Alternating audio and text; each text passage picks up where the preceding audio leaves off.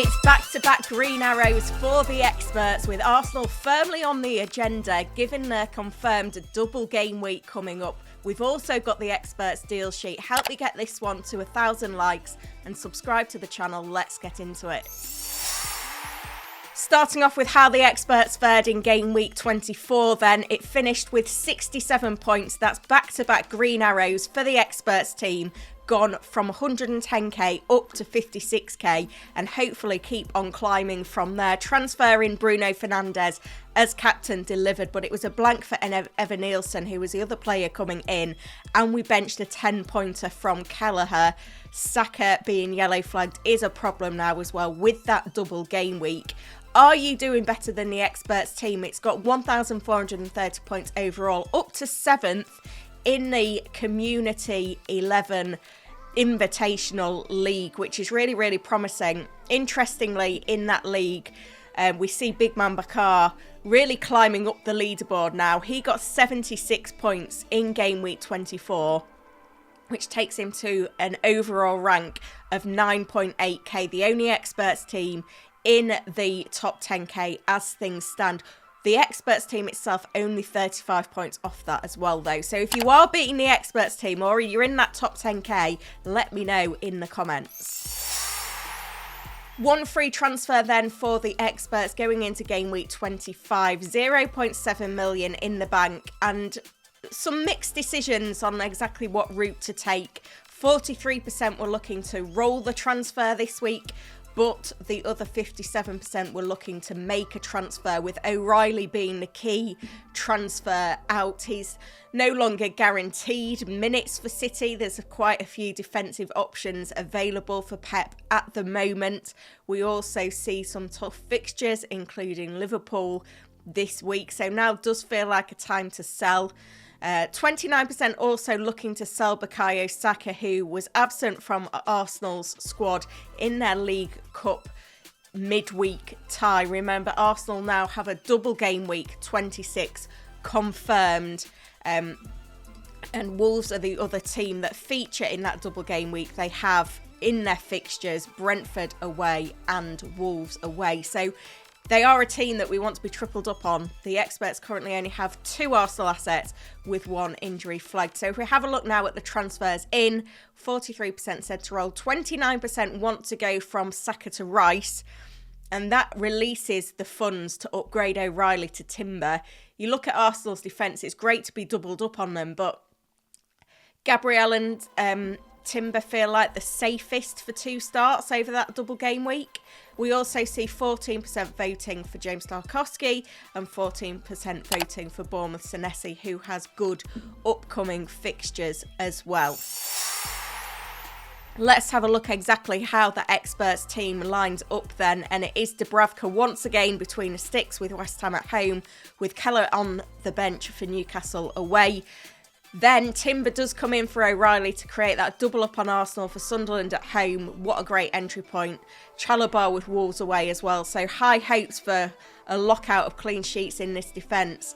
Moving into the midfield then, Rice comes in for Saka for a -4 for the Sunderland game. We also see Bruno Fernandes at home to Spurs, Semenyo away at Liverpool, and Enzo away at Wolves.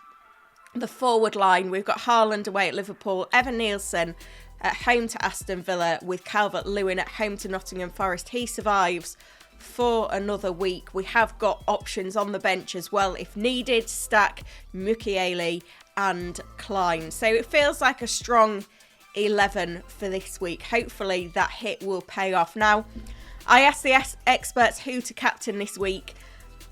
I believe the experts have been perma-captain Haaland for some time, but Haaland didn't get one single vote from the experts in the captaincy poll. 86% going with Bruno Fernandes, 14% going with Enzo Fernandes. So it is a Fernandes captain, Fernandes vice, as you can see on screen.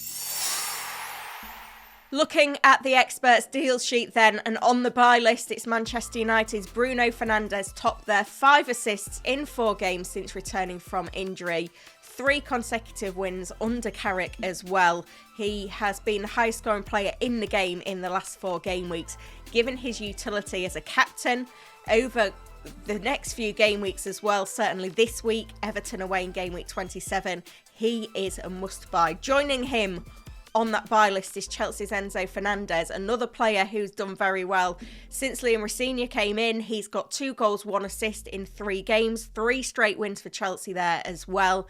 Palmer's in and out of the team, which allows Enzo to play higher up, taking set pieces and penalties. And sticking with Chelsea, you could very well double up on that Chelsea attack now with João Pedro. Chelsea struggle without him. We saw that when he was benched against West Ham. He came on for a goal and an assist. That's back-to-back games where he's got a goal and an assist. He's got 3 goals and 2 assists in Rosenior's tenure. Wolves away, Leeds at home, Burnley at home.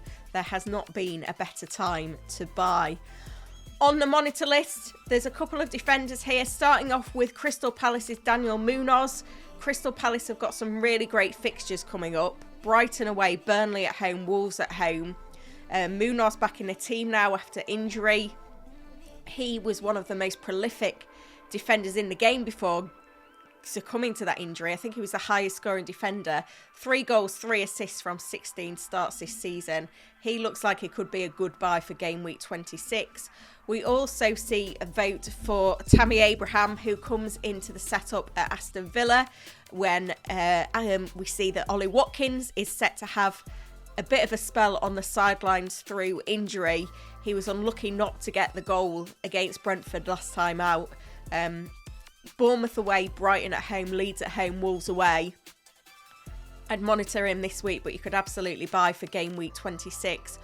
Also on the monitor list, it's a Manchester United defender, Harry Maguire. He's a great price, 4.3 million. We've seen 1 clean sheet in 3 for Manchester United. Some nice fixtures coming up. Spurs at home, West Ham away, Everton away, Crystal Palace at home. Maybe give it another game to monitor, but he is getting those headed attempts at set pieces. You wouldn't be surprised to see him on the score sheet sometime soon. And then on to the sell list. Top of the sell list, Bukayo Saka. He hadn't actually scored a Premier League goal since game week 14. He hasn't got a goal involvement this calendar year. That is a concern, and when you've got the likes of Bruno, if you don't own Bruno Fernandes yet, Saka to Fernandes feels like a great move. I know you can move to Rice. You kind of want to stay tripled up on Arsenal, but I would definitely be selling Saka to get Bruno in this week. Also on the sell list, for reasons I've already explained, is O'Reilly at Man City. He's been a great servant for FPL managers this season at 5 million. But you just don't know whether he's going to start. I can't see the clean sheets for City. I think it's just 1 shutout in 5 Premier League games. And sticking with City, also on the sell list is Phil Foden. Limited minutes in the last 3 game weeks. He hasn't played 90 across the last 3 combined. He hasn't got a goal involvement in the Premier League since game week 16. He's out of form. He's out of favour. He needs to be out of our FPL teams. Let me know in the comments then if you're beating the experts team and your dilemmas going into game week 25 and with double game week 26 in mind as well. Thank you for watching.